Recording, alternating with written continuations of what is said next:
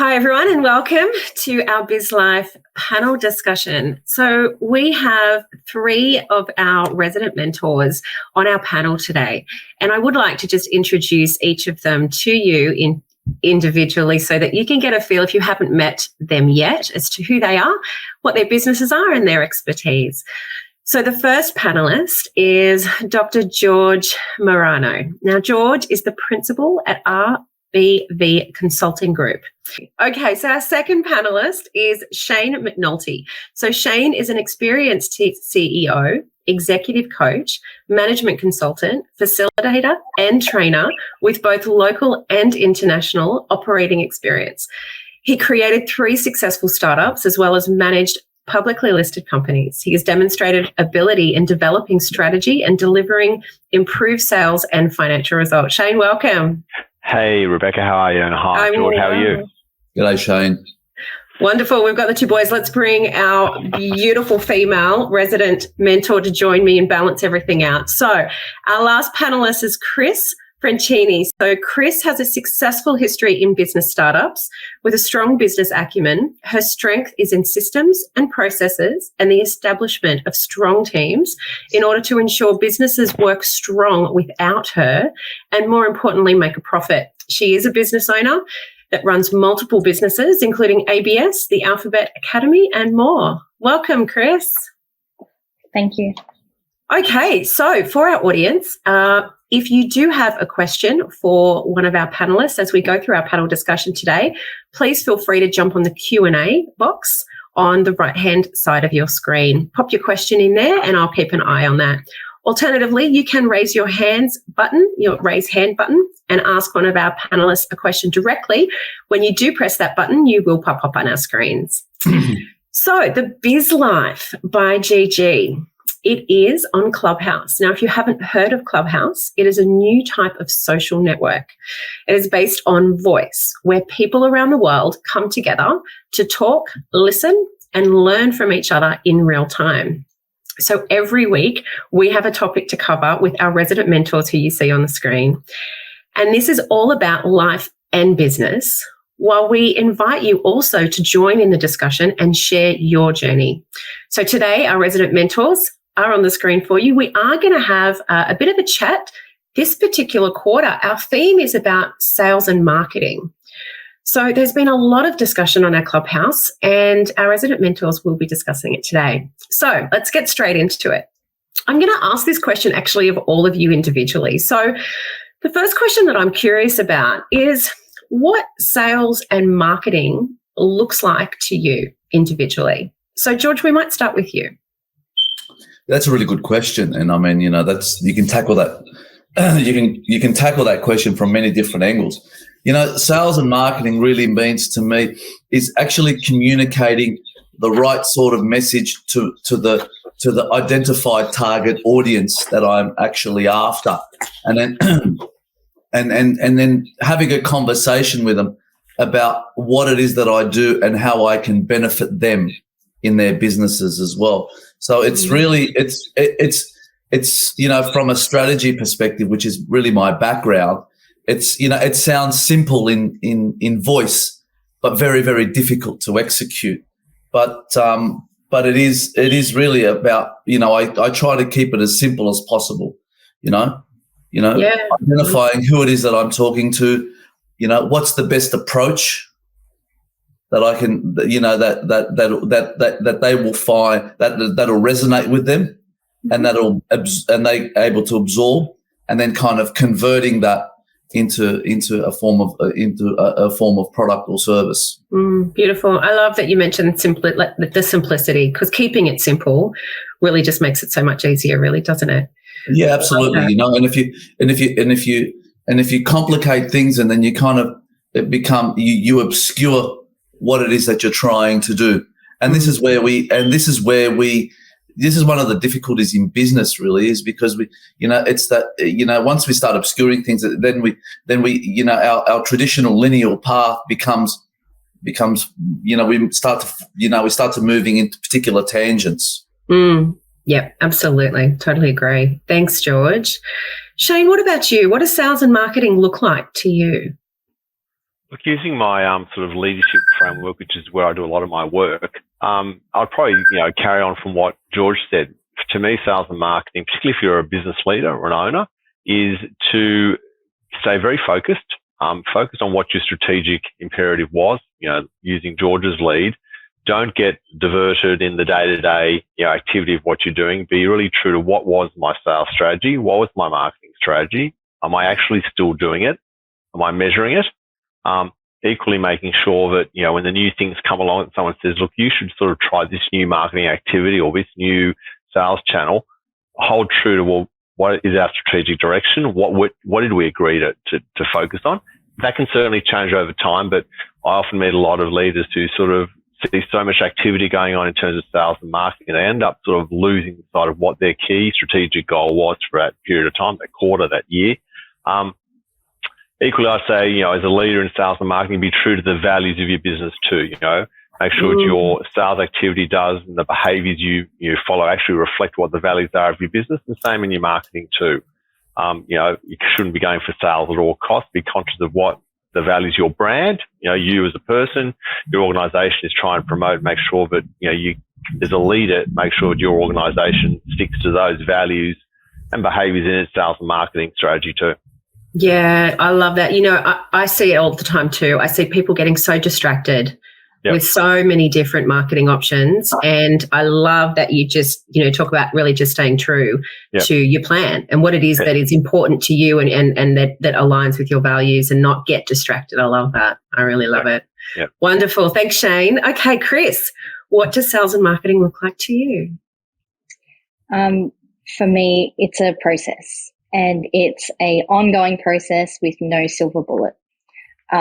So it looks different in different businesses, and it looks different at different times. So I think it's just what we're focusing on. And as a business owner, it needs to be okay that we change this strategy. So for me, it's a very big moving part of our business. Adaptability and flexibility. We're all about that at the moment, aren't we? After the last couple of years that we've had. And being clear about your strategy but also being able to be flexible and adaptable as long as it is still aligned to your business is kind of what I'm hearing. I love it. Yeah, I love it. Okay, wonderful.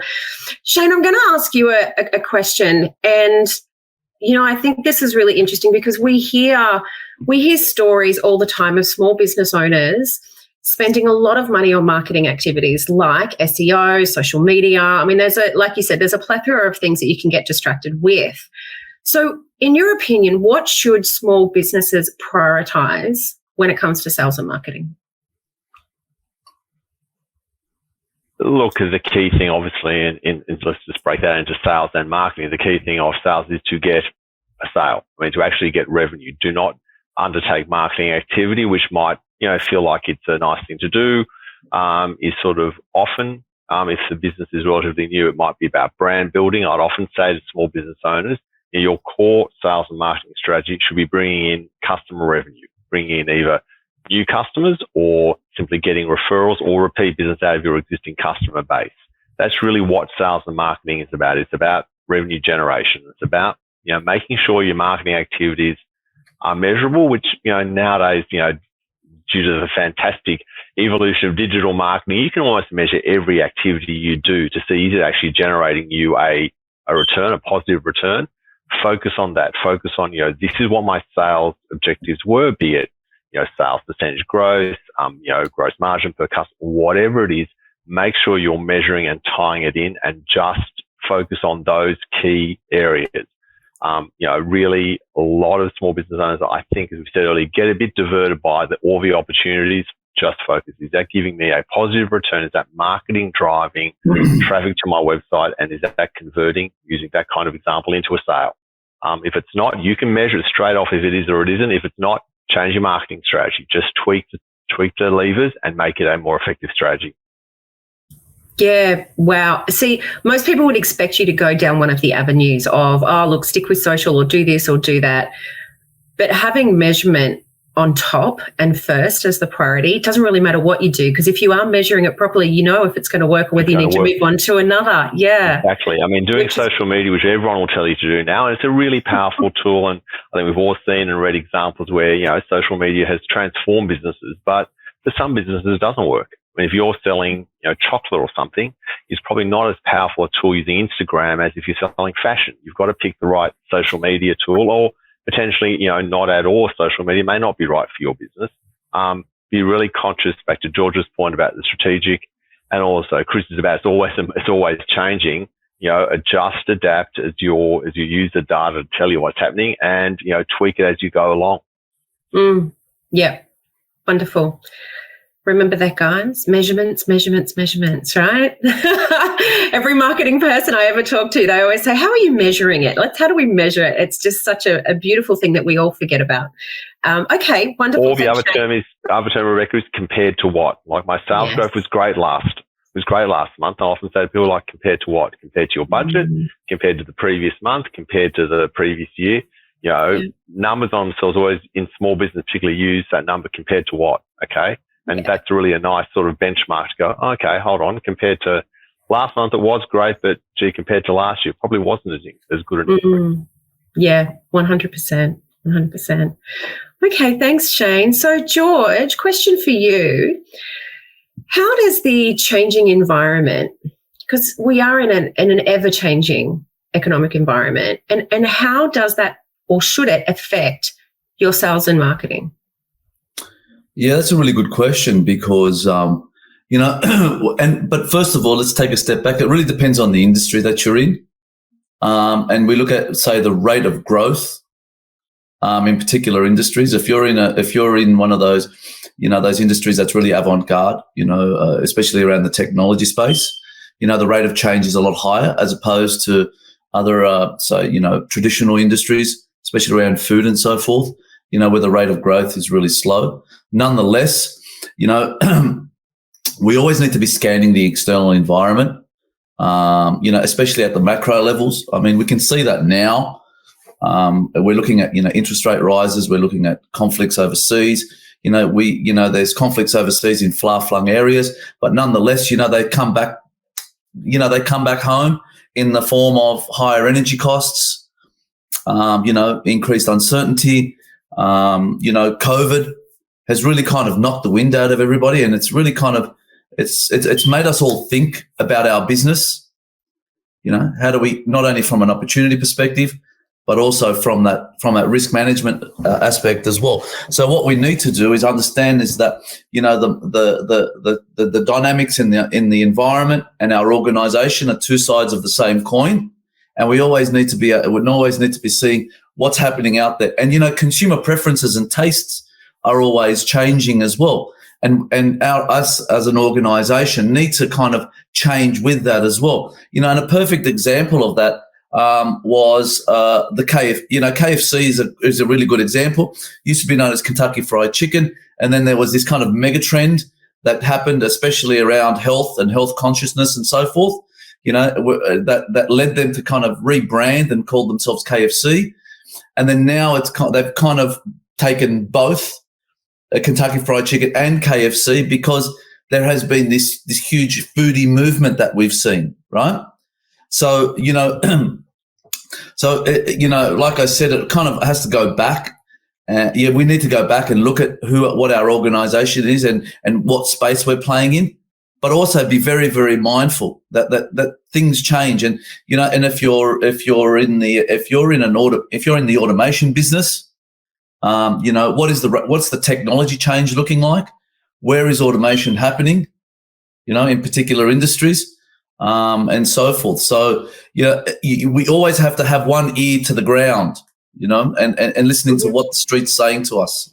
Yeah, something that we can easily forget to do as a business owner, being so clear about our strategy and to some degree putting some blinkers on, but it is changing. The environment constantly changes, and COVID is a prime example but even without COVID, things constantly change. So what I'm hearing is it's about making sure that you are dedicating some time to looking at the external environment and having a look at technology changes, your customers' need changes, your competitors, what's happening around the world.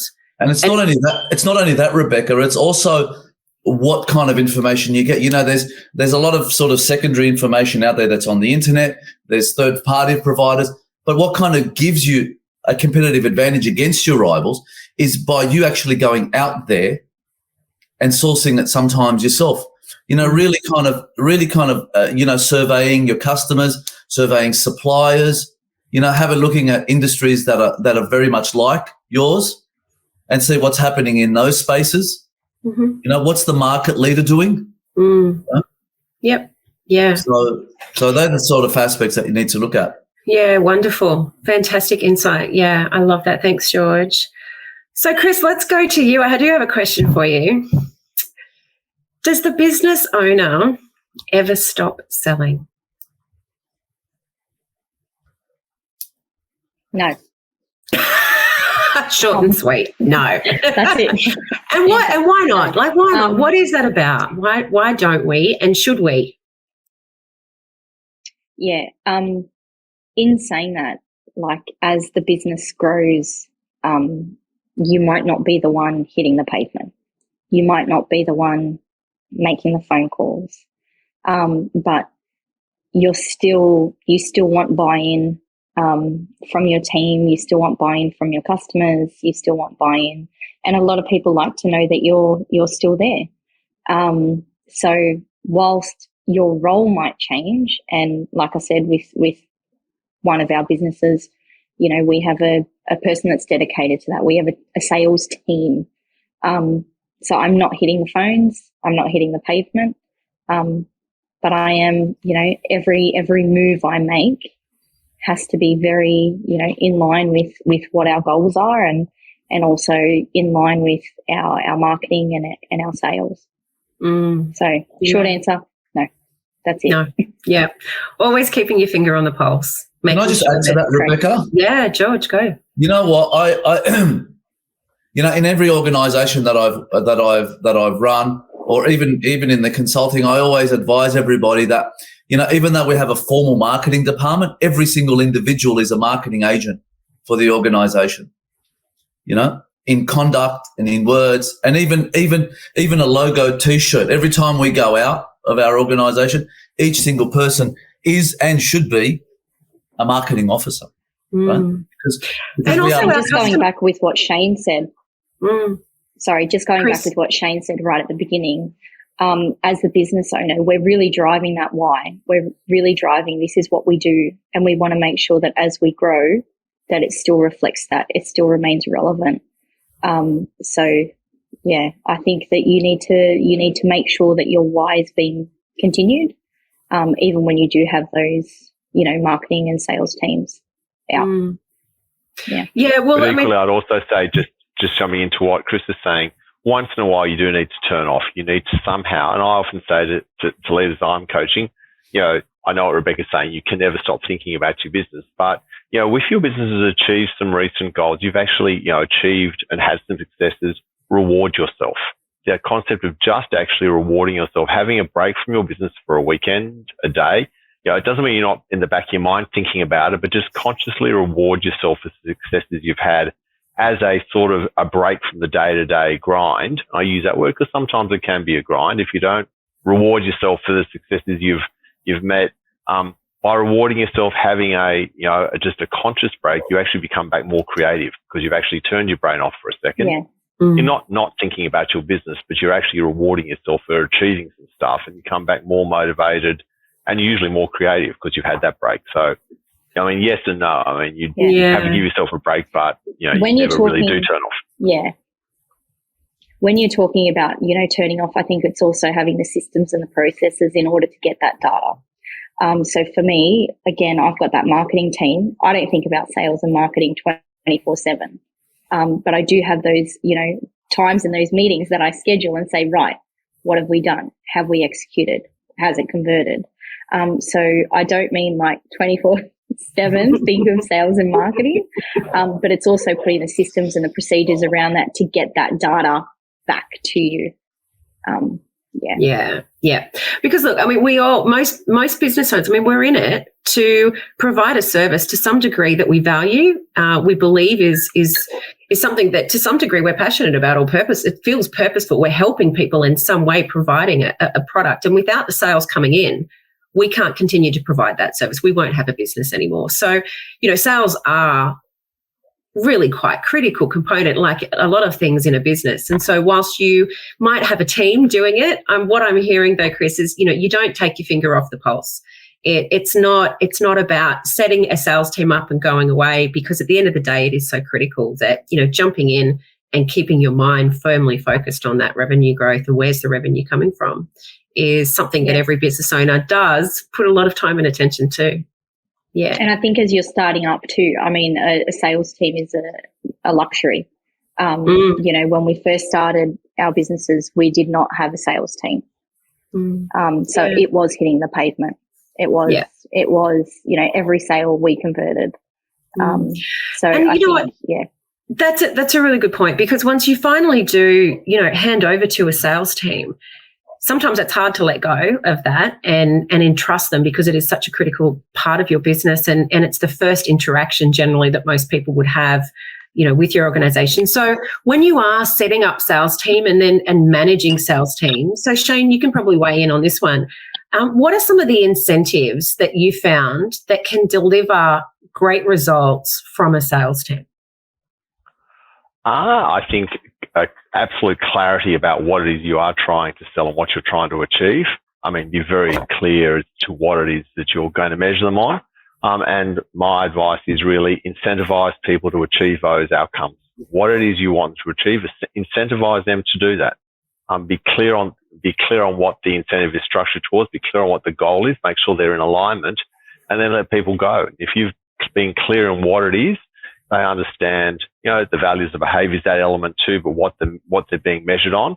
And you should also include some culture sort of, incentives there too, so they don't, destroy your business on the way towards achieving your sales goals. They are conscious of what they need to do. It's often that challenge that, salespeople are fantastic, outward facing, the customer, but internally they're awful to the internal staff who have to process it. Make sure you actually align, but incentivize people, be it clear, simple, and then let them go. So I might just go around the group actually. Like, what is the most effective incentive type arrangement that you've seen in your experience work really, really well? What's your favourite? George, what's yours? Look, I think it's a combination of there's a monetary incentive, but we also need to be mindful that there's also a diminishing return at some point. There's also a chance for individual growth within the role, and also a bit of mentoring. I've acted, as a mentor to many kind of aspiring young individuals, especially, whether it's in sales and marketing or from any other parts of the department, right? We need to have a combination of that. What that combination looks like, well, that kind of depends on the individual. And we kind of need to really get a handle of who the individual is that we're dealing with. And what are their goals and aspirations, and what really drives them. I mean, you're never going to get those. You're never going to get individuals who go for absolutists in a monetary sense. So understanding who the individuals are and what's their motivation and what's their driving force, and then kind of working around that and putting that in. But I think it's really important, and Shane really touches on that. On those organizational aspects, especially around culture. Culture is really, really important.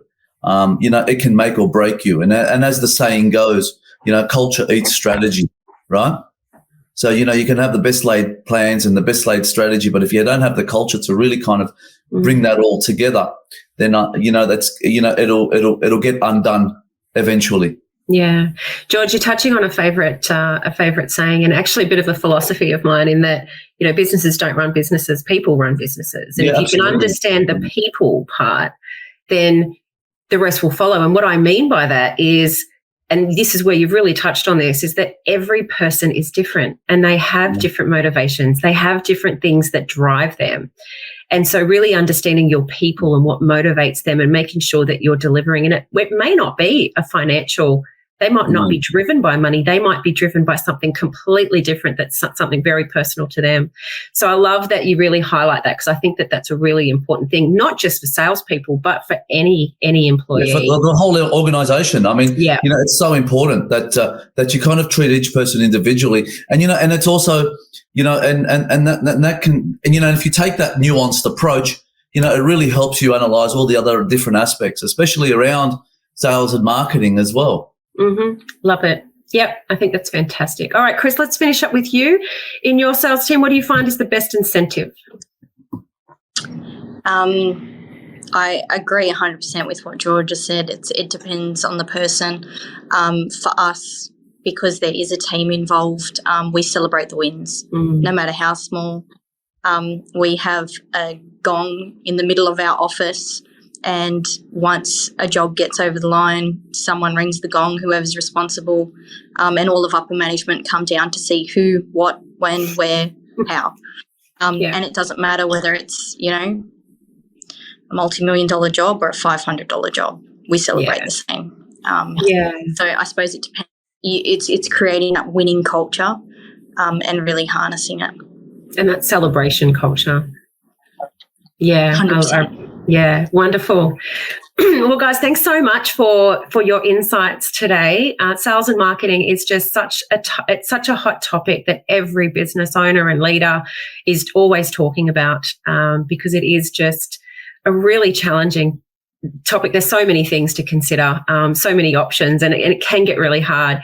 So, in summary, I think what I'm hearing from you guys is that get a really clear strategy, know exactly what it is who you're communicating to, get the right message out to them, and make sure you measure whatever it is that's in your strategy. Make sure you measure it, and make sure you're also looking after the people who are out there doing the sales work for you. Get to know them individually, and you might actually have a formula that will work, and have a process, automate a process too, Krys. I think that was a really great point too.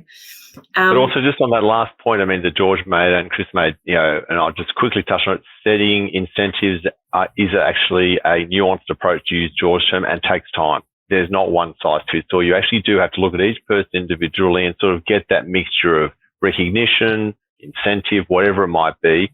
And often, small business owners are very busy, and that often just gets you can't use a cookie cutter approach. You've got to take each person as a person, say what does motivate and drive you, and make sure they line that up. And it takes a little bit of time doing that incentive setting, because you actually do have to do it almost individually. Yep, test and try as well. Well, thanks, Shane. Thank you, George and Krys, for your time and your insights today. Thanks for joining us at the GG Summit, and we look forward to speaking with you all again soon. And if you haven't checked out Clubhouse, the Biz Life on Clubhouse, do that. So do that now, and you'll get even more wisdom from these guys. Thanks so much. Bye. Thanks.